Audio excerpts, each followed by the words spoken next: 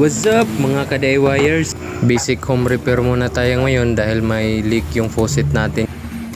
So baka na-experience nyo to ka-DIY na may leaking yung faucet nyo, huwag nyo munang itapon. Baka yung kulang nyan is linis lang at higpit.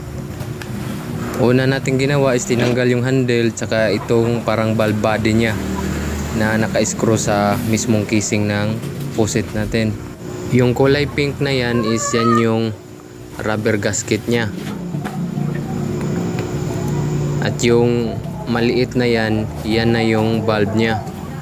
Sa pag-check natin sa valve at sa ibang parts, parang okay naman. Wala tayong nakitang crack o gas-gas or something visible sa valve na pwedeng mag-passing yung tubig.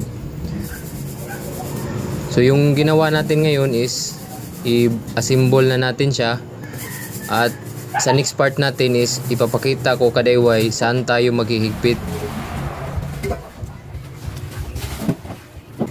Bali ganyan yung direksyon ng tubig galing sa main line papasok dyan sa ibaba, at sa part na yan naka-close, so pag binuksan natin papasok yung tubig at papunta ng outlet. Dyan papasok, yan na yung labas nya.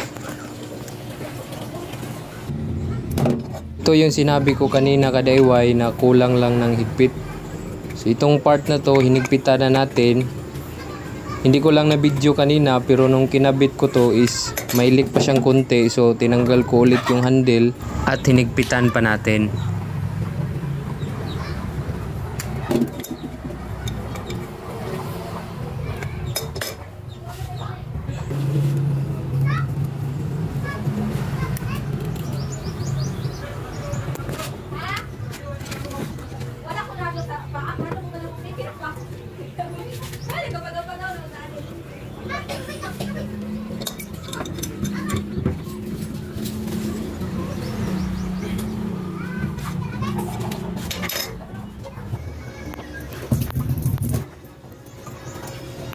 Hanggang dito lang muna tayo ka-DIY. Maraming salamat sa panonood.